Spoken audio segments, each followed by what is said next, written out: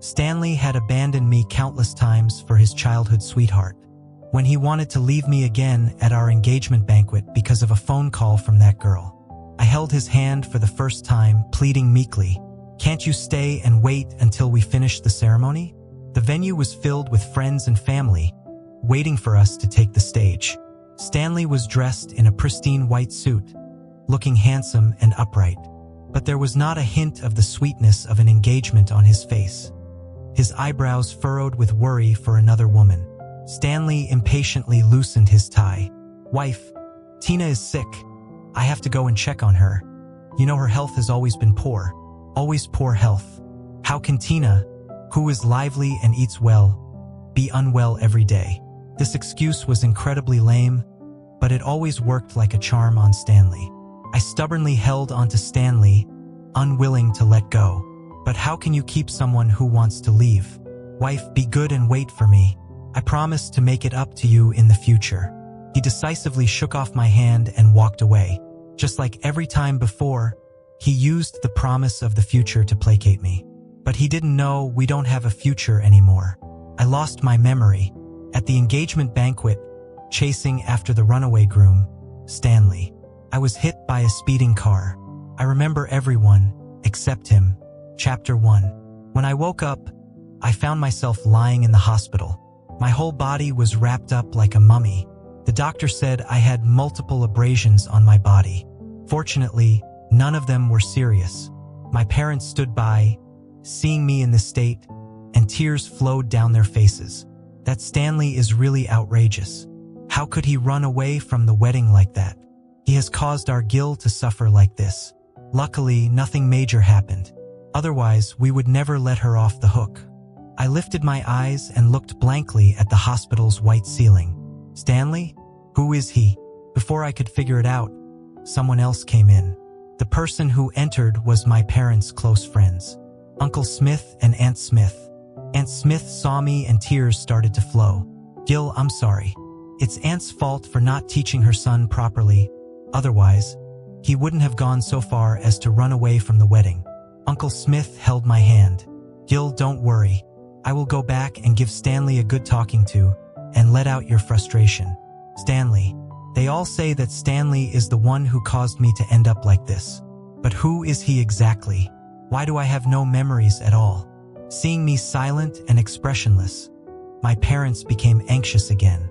They kept asking me if I was in pain, if I was hungry, if anything was uncomfortable. Aunt Smith and the others started cursing Stanley continuously.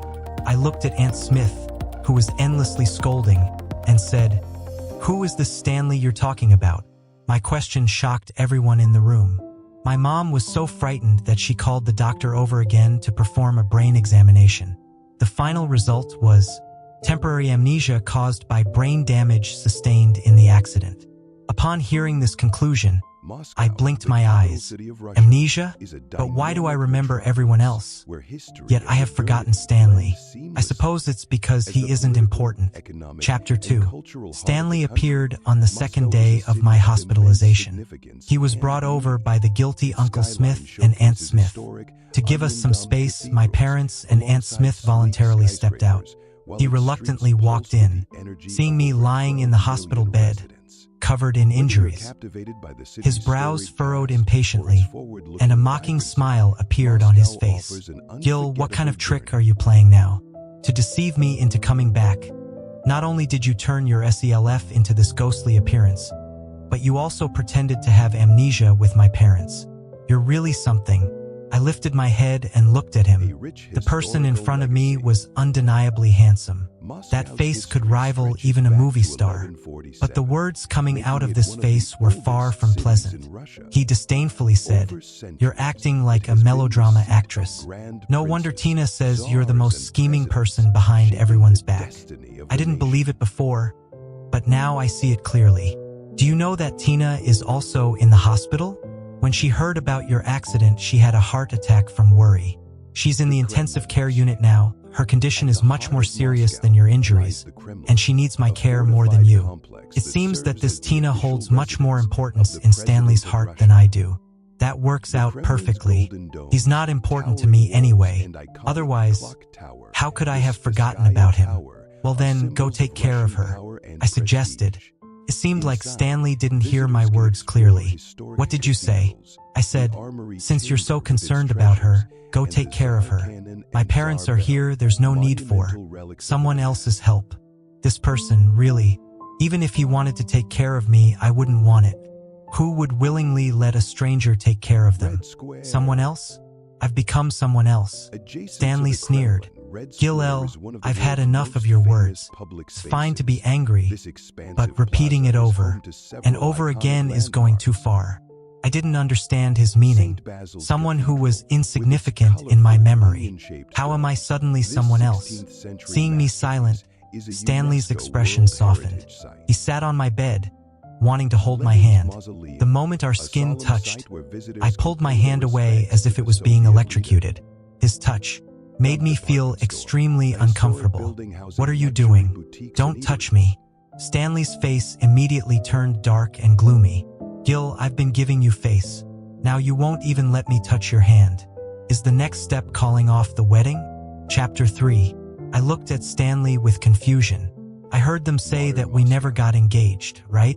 Why would there be any need for a breakup then? According to my parents' account, Stanley left before the engagement ceremony even started. So we never actually got engaged, let alone talk about breaking up. Now, I have completely forgotten about him. We are strangers once again. Stanley's face grew even more unpleasant after my remarks. He looked at me deeply, as if trying to find traces of acting on my face. But I genuinely forgot about him. I care even less about him now. What can he possibly see? I raised my head confidently, allowing Stanley to look at me however he pleased. Stanley gained nothing and admitted defeat. He sighed, saying, "Darling, I know I was wrong. I shouldn't have disregarded your feelings and left in the middle of the engagement banquet. I also know that you pretended to have amnesia to make me regret and feel sad. But what can I do? Tina has no one else but me. Her health is not good, and if she falls ill, who will take care of her? Do you want me to ignore someone's life for the sake of our engagement banquet? If something really happens, if a life is involved between us, will we still be happy in the future?" Listening to Stanley's firm words, I could only find it laughable. Although I forgot about him, forgot about what happened between us. But I deeply despise this person. He truly knows how to put a positive spin on himself.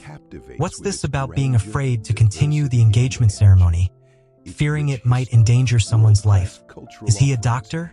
If he leaves, will her illness magically disappear? Can't he call for emergency assistance?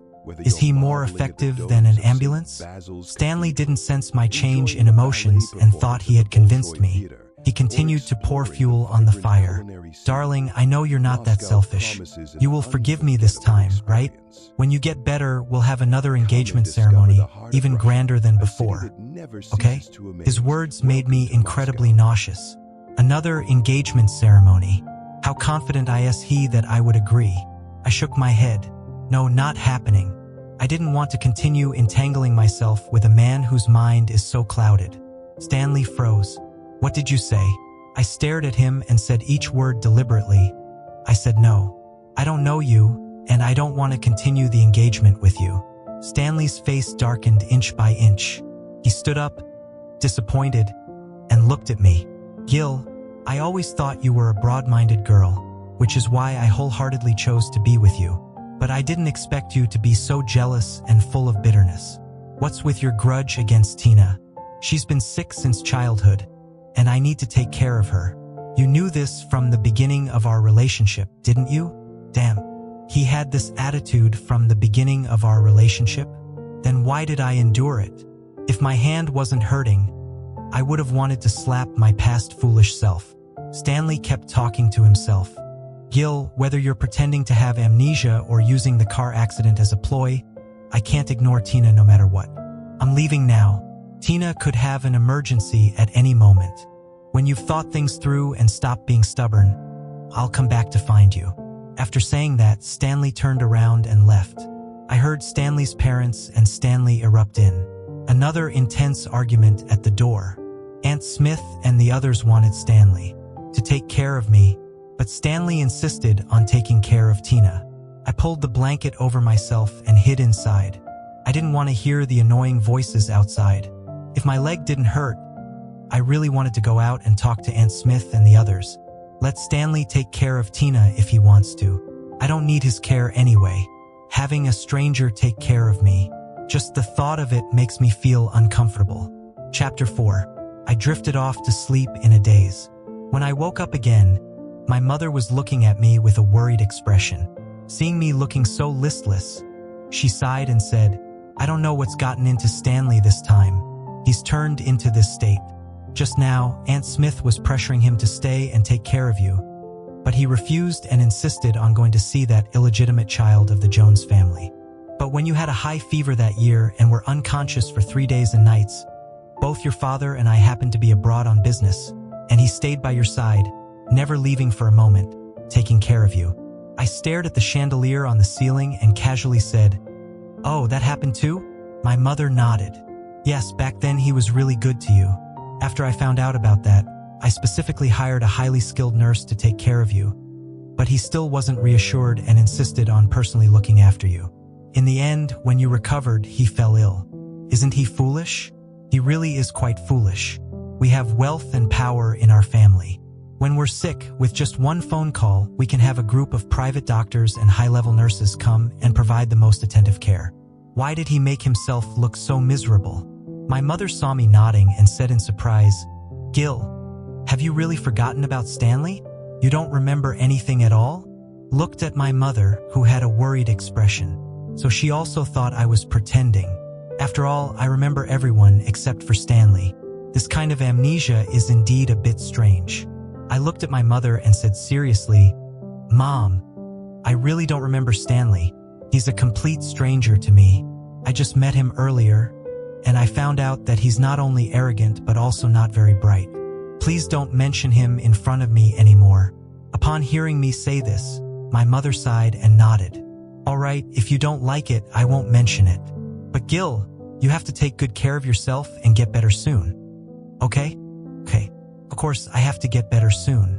I can't go against my own body for someone who has nothing to do with me. That would be truly unfair to myself." Chapter 5. My injury looked scary, but it wasn't actually serious. After being observed in the hospital for 4 days, the doctor discharged me. On the day of my discharge, I happened to run into Stanley and Tina. I didn't expect that they were in the same hospital as me. Tina was wearing a patient gown, and Stanley was carefully supporting her. She had a dependent look, practically clinging to Stanley. It seemed strange no matter how I looked at it. When they saw me, both of them had a momentary awkward expression. Unlike Stanley, I remembered Tina. She was the illegitimate daughter of the Jones family. After her biological mother passed away, she was brought back to the Jones family at the age of 3. But the Jones family had too many daughters. She wasn't valued at all in that household. In my memory, she didn't talk much. She didn't leave much of an impression. I thought about it and realized that I wasn't really familiar with them, so there was no need for any greetings. I prepared to walk around them, but just as I took a few steps, an incredulous voice came from behind me.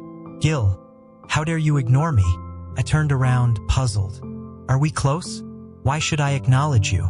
Stanley was speechless, choked up by my response. He gritted his teeth and glared at me fiercely. It seemed like I was the heartless woman in this story. Stanley opened his mouth, about to say something. Suddenly, Tina started coughing violently. Stanley immediately became nervous and went over to pat her back. The way he looked at her, I can't even describe how tender it was. I watched their harmonious interaction and figured they didn't have time for me anymore. I lifted my foot, ready to leave, but I was stopped by a voice. This time, it was Tina who spoke. "Gil, I'm sorry." Tina held her chest and said, "I know it's all because of my useless body that you and Stanley haven't gotten engaged. But you know, besides Stanley, I don't have any other friends. Please don't blame Stanley. If you want to blame someone, blame me. I'm truly despicable. If you want to hit or scold me, go ahead. But please don't take Stanley away from me. He's the only friend I can rely on. If even he ignores me, I don't know how I'll go on living. As Tina grew up, her days in the Jones family became increasingly difficult.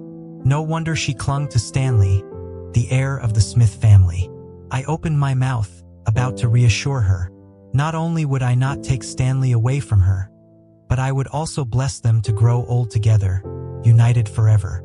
But before I could speak, Stanley said with concern, "Tina, no one can take me away from you." He then looked at me warning Ly. Not even Gil. Upon hearing this, I saw Tina's expression visibly brighten. In her eyes, there was a hint of triumph and provocation when she looked at me. But what was there to be triumphant about? I hardly even remembered Stanley. How he was or what he did had nothing to do with me. I met Tina's gaze directly, causing her to pause for a moment. Since we're friends, helping each other is only natural. You can rest assured that I won't stand in the way of Stanley being with you. You're sick and need rest, so let him take care of you. As soon as I finished speaking, Tina's expression turned joyful. She looked at Stanley with delight, but Stanley didn't seem as happy as she did. He bit his lip, his face filled with frustration as he glared at me. It seemed like he was angry at my magnanimity, but isn't what he wanted for me to not care anymore. As Stanley's expression worsened, Tina said with a hint of grievance, "Gil, I knew you're still blaming me, still saying hurtful things. Please, can you forgive me?" Tina's words made Stanley suddenly realize something. He looked at me as if he had seen through me and said, "Gil, you've gone too far. No matter how jealous or resentful you are, there should be a limit. Do you not realize that Tina is currently a patient and can't handle any more stress? Please leave, don't be in our sight." After saying that, Stanley supported Tina and walked away. As I watched their backs, I couldn't help but find it amusing. It was Stanley who didn't want me to leave just a moment ago. Now he was eager for me to go. But Stanley, I am not a dog that comes running at your beck and call. After leaving this time, I only want to never see you again. Chapter 6. I had a blast during my days of rest at home. I had endless snacks to eat and countless variety shows and movies to watch. When I got bored, I would play some online games. Once my health improved a bit, my parents arranged for me to go abroad for further treatment. I chose an island country to experience the sunshine and beaches. Until my body was covered in a bronze tan, I still felt unsatisfied. Only then did I return home, full of lingering joy. Upon my arrival, my parents specially prepared a welcoming feast for me. Aunt Smith and Uncle Smith were also present at the banquet. They apologized to me and expressed their regrets. I understood their intentions. Over the years, our family had provided numerous projects for the Smith family. They were afraid that I would be angry with Stanley, causing a rupture in the financial ties between our families. But I am not someone who confuses personal matters with business. Moreover, I don't even remember who Stanley is anymore. How could I be angry with someone I don't even recall? I raised my glass and said to Uncle Smith, "There won't be any issues with the cooperation between our families, I assure you." Uncle Smith's face brightened. "What about Stanley? You haven't contacted him during this time. I can tell he regrets it now. Can you give him a chance?" Regret? I didn't think so. Just a moment ago, I saw Stanley in Tina's social media post, making porridge for her. That sight of him washing his hands and cooking soup almost moved me. I smiled lightly and said, "Uncle Smith, as you know, I have amnesia. I've forgotten who Stanley is. You don't need to mention him to me anymore." As I finished speaking, Uncle Smith's face turned pale and defeated. "I understand, Gil. It's that boy Stanley's own misfortune. He doesn't deserve you." Chapter 7. After the welcoming feast, I thought I would never have any interaction with Stanley again. But that very night, I received a call from Stanley. "Gil, I gave you a month of cold treatment to reflect, but how can you still behave like this? What did you mean by what you said to my parents today? You're just angry that I didn't attend your welcoming feast, right?" Tina had a stomachache and suddenly wanted to eat the millet porridge I made for her, so I couldn't make it. Her heart condition is delicate, and she needs proper care. "Can't you stop being so petty?" Call my parents right now and explain yourself. If you're really planning to cut me off, don't blame me for never speaking to you again. Never speaking to me again? Who cares? Well then, never speak to me again. Gil, are you done yet? I cut off Stanley's furious voice. Who has the patience to listen to his nonsense? He's not anyone to me. He intentionally ignored me for a month, making me reflect on my own. Why is he so confident? Without hesitation, I proceeded to block him completely. I don't want this jerk to pollute my contact list. Chapter 8. After returning, I didn't rush to go back to work at my family's company. My parents were scared by my recent accident. They wanted me to stay at home and continue to recover for a while. Feeling bored at home, I picked up my phone and called my best friend. In no time, Lucy arrived in her flashy Lamborghini. Well, Gil, it seems like you really forgot about Stanley if you dare to contact me, Lucy exclaimed. I was taken aback. What do you mean? Lucy laughed and said, You really forgot? Huh? From Lucy's description, I came to know the truth. Ever since I started dating Stanley, he felt that the people in my previous circle were not ambitious enough and forbade me from hanging out with them. So, I haven't been in contact with them for 3 years. Hearing this, I was dumbfounded. Was I under some kind of spell before? Not ambitious? Although Lucy and her friends are from affluent families, they are also actively involved in their own businesses. Where is the lack of ambition? Seeing my reaction, Lucy defended me, saying, It's good that you forgot. I always knew you and Stanley wouldn't last. That illegitimate daughter from the Jones family, she knows she'll never get ahead on her own, so she clings onto Stanley. Unfortunately, he falls for it and has no sense of boundaries. Since they're so inseparable, let them be together. I nodded. You're right. I have already let them be together. Chapter 9. Lucy patted the passenger seat. Get in, I'll take you to attend a class reunion. I wasn't very interested. A class reunion? What's so fun about that? Lucy blinked, laughing. Of course it's fun. I heard that Tyler, the campus heartthrob, will be there. He's back from abroad. Tyler? Wasn't he supposed to have settled overseas? He actually came back. Seeing that I didn't respond, Lucy added, He's the other one who was called the school's most handsome along with Stanley back in college. You forgot about Stanley, fine. But did you forget about him too? I smiled. I didn't forget. How could I forget? He was the most striking figure in the library, the shining presence in the debate competition. Not only was he good-looking, he was also incredibly intelligent. Intelligent is one thing, but he was also so hard-working. He was the mythical figure of our school. Perfect scores in every subject. Amazing athletic achievements as well. What's even more astonishing is that he had a flair for the arts. He played the piano with such enchantment. In my heart, he was like an unattainable flower on a high peak, to be admired from afar, but not to be profaned. After graduating, he went abroad for further studies. The hearts of the female alumni shattered. I never thought that after so many years, I would be able to see him again. Hearing that he would be there, my heart couldn't help but leap with joy. I really wanted to see what he has become now. He must have become even more outstanding. Let's go see. Chapter 10. The class reunion turned out to be much bigger than I had imagined. It was practically an alumni gathering. Many of the students from our university had become successful individuals. Someone had even rented out a 5-star hotel as the venue for this class reunion. Lucy grabbed my hand and rushed inside. Come on, they said Tyler will be performing on the piano later. Lucy dragged me along, and then suddenly stopped in her tracks. Raised my eyebrows in confusion. What's wrong, Lucy? Lucy forced a laugh. Oh, nothing. It's just that I didn't expect Stanley to come as well, and he brought Tina with him. What bad luck.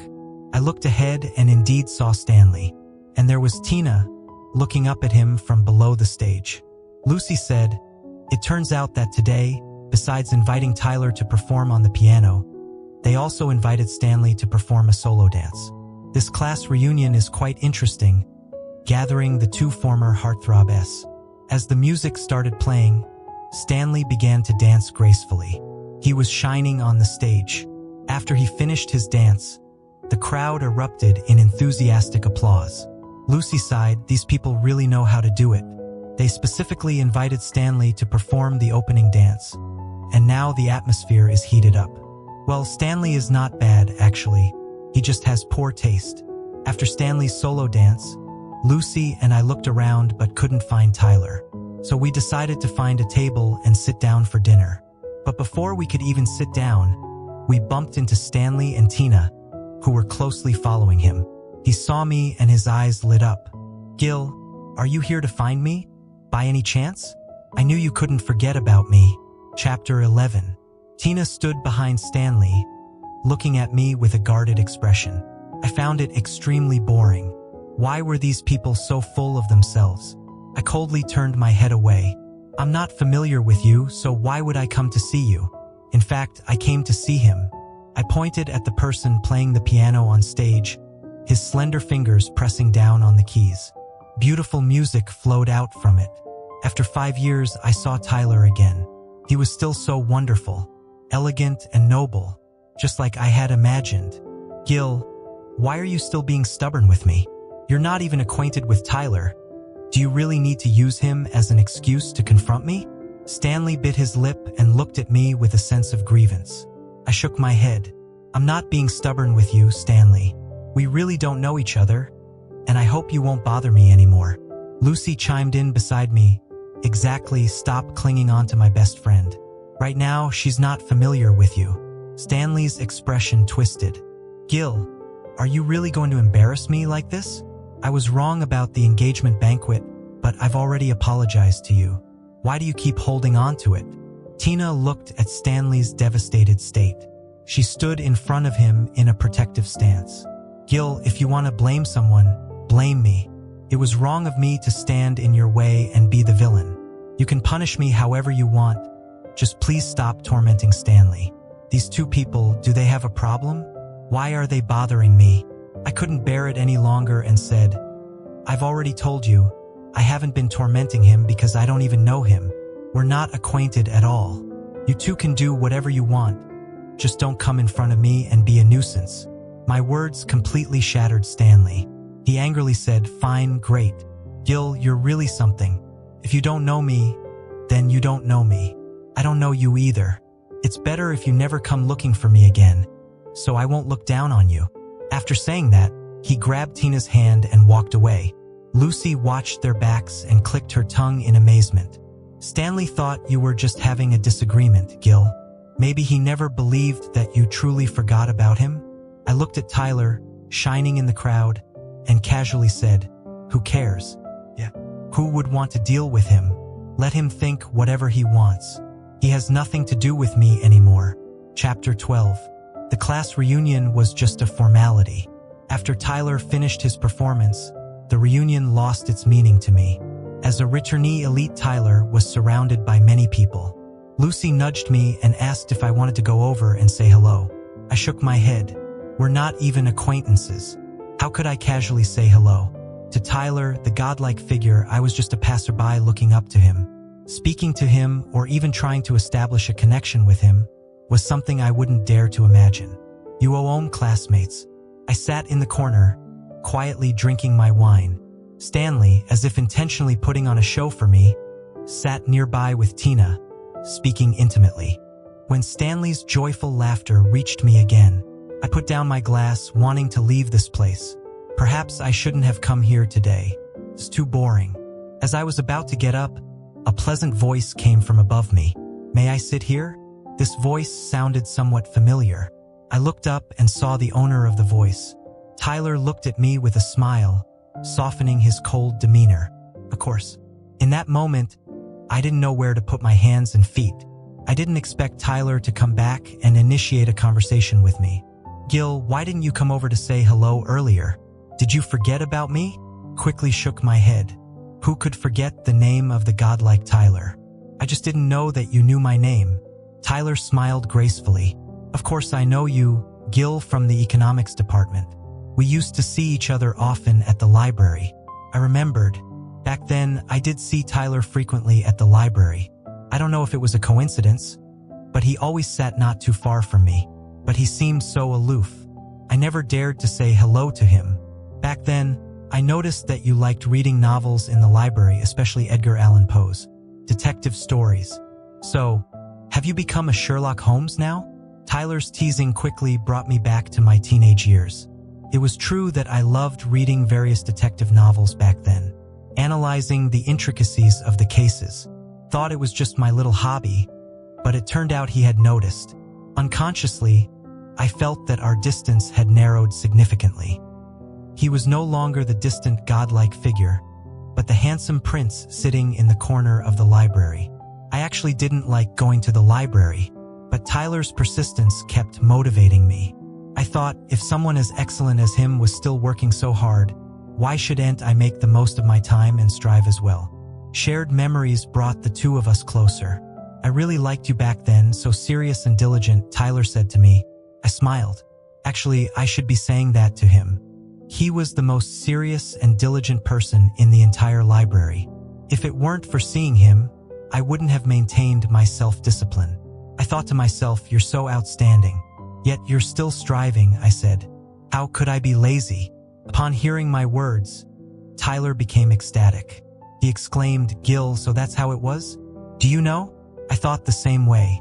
Saw you going every day, and I couldn't bring myself to slack off either. Who would have thought we were encouraging each other? In that moment, we looked at each other and laughed. It turns out that we were both striving for each other back then. What a strange fate this is. Ah! Suddenly, Tyler exclaimed. I quickly looked behind him and saw Stanley with a grim look on his face, holding an empty wine glass. He had intentionally spilled red wine on Tyler. I was furious. Stanley, what are you doing? Stanley's eyes turned red. Gil, I was wrong. Come back with me, please.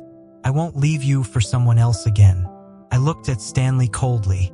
You should be apologizing to Tyler, not me. How could you pour wine on someone else? Stanley clenched his teeth and refused to apologize. Tyler, do you know that Gil is my fiancé? What do you mean by getting close to him like this? Have you no shame? Tyler elegantly stood up, casually patting the wine stain on his clothes. Then he said to Stanley, fiancé? That means we're not married. So I have the right to pursue Gil. You dare. As soon as these words came out, Stanley seemed like a lit explosive. He reached out his hand and was about to slap Tyler's face. I quickly grabbed Stanley's hand. I looked at him with disgust. Stanley, have you gone mad? Are you really insane? Let me say it one last time, I don't know you. I truly don't know you at all. I am not your fiancé, and we have never been engaged. Please stop bothering me. I have absolutely no feelings for you now. You have left such a terrible impression on me. Worse than a complete stranger. Upon hearing my words, Stanley seemed struck by lightning. His whole body trembled inexplicably.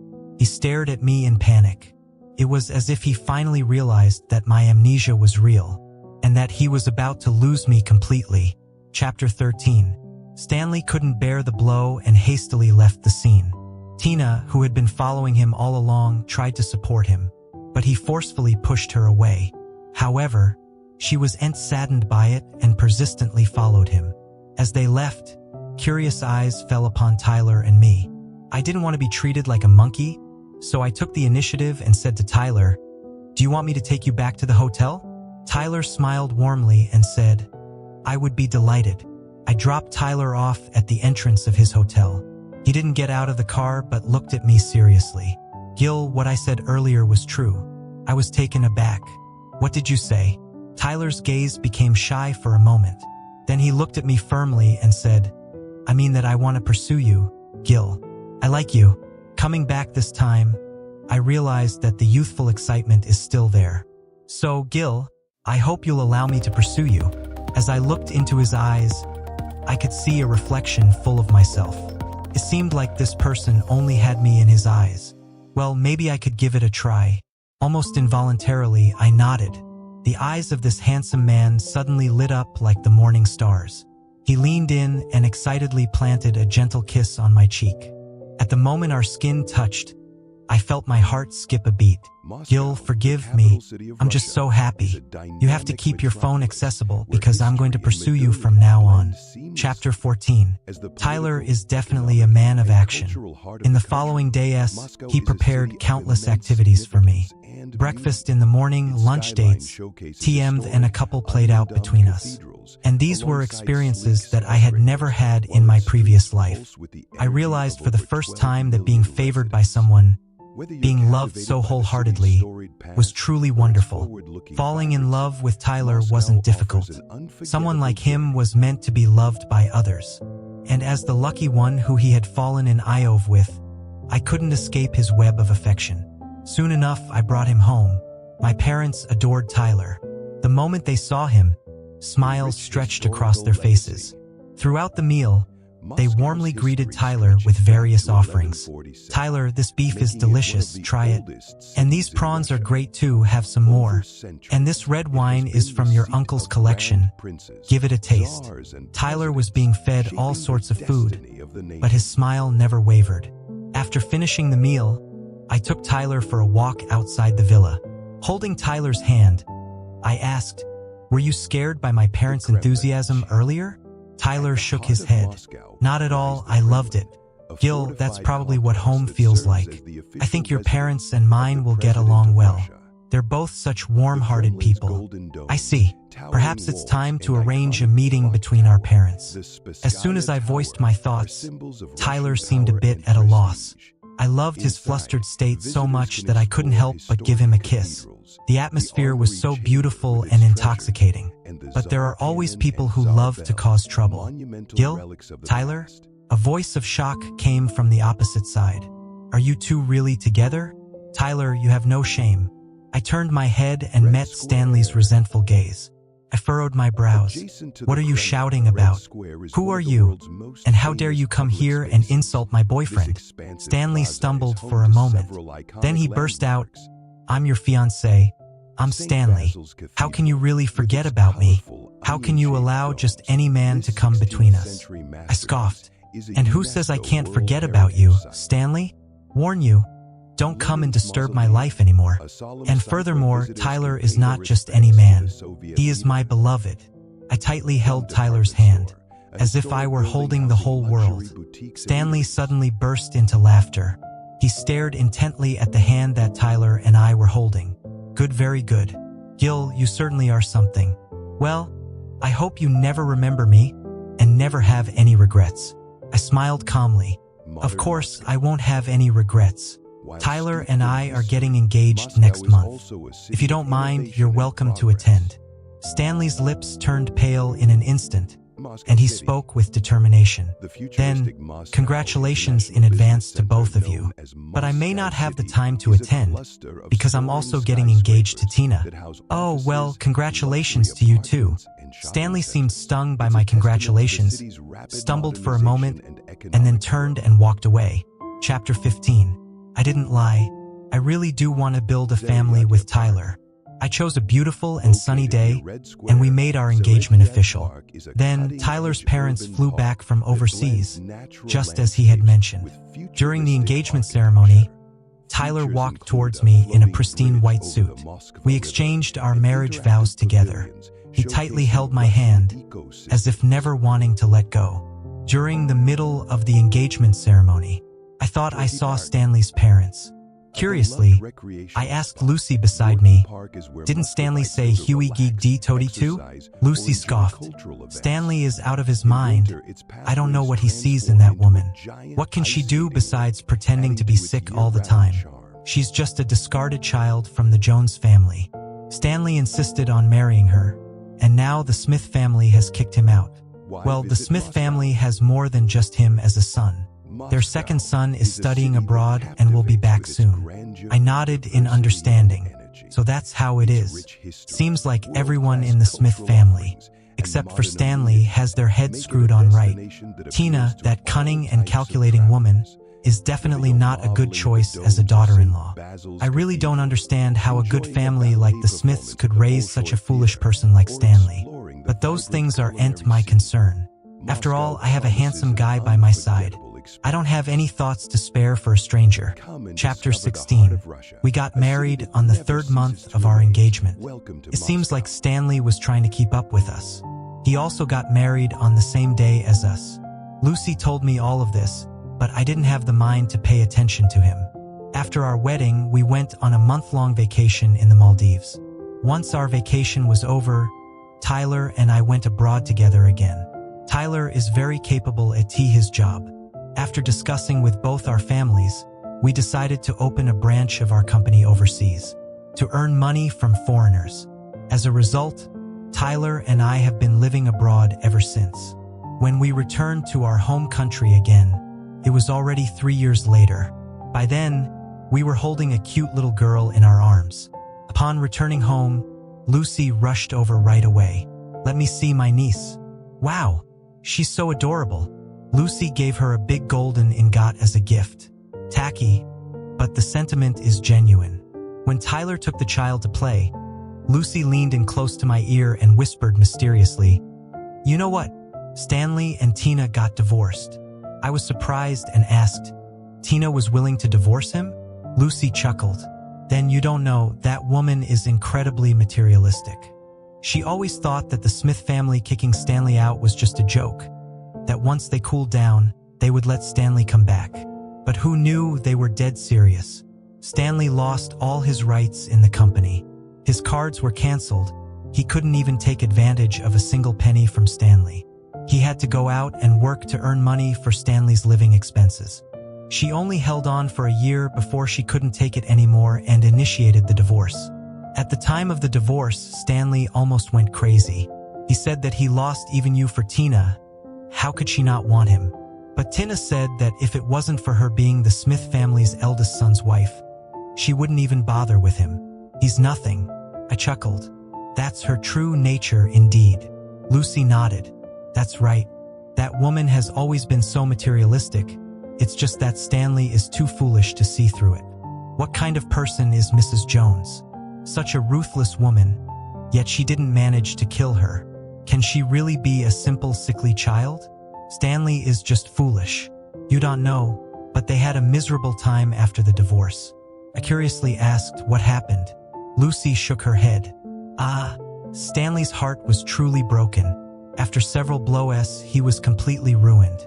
On the day they finalized the divorce papers, Stanley drove his car and crashed into Tina. I gasped, "Did she die?" No, fortunately she didn't die, but she was left disabled, both legs completely paralyzed. You tell me, is that not tragic? Indeed, that is truly tragic. She wanted to climb the social ladder but failed, and ended up like this. Tina must be regretting it now. And what about Stanley? Lucy clicked her tongue. Him? If he intentionally harmed someone and was driving under the influence, he's definitely done for. Charged with intentional injury and DUI, he was sentenced to 10 years in prison. The Smith family was so angry that they said they would disown Stanley. It's truly disgraceful. What was he thinking? He was such a shining person back then, one of our college heartthrobs. How did he end up like this? How did it come to this? I also can't understand. After all, I don't know him. He's just a stranger. Perhaps it was his own choice. Chapter 17. At night, after soothing our sweet daughter to sleep, I turned over and nestled myself in Tyler's embrace. Tyler seemed a bit uncomfortable.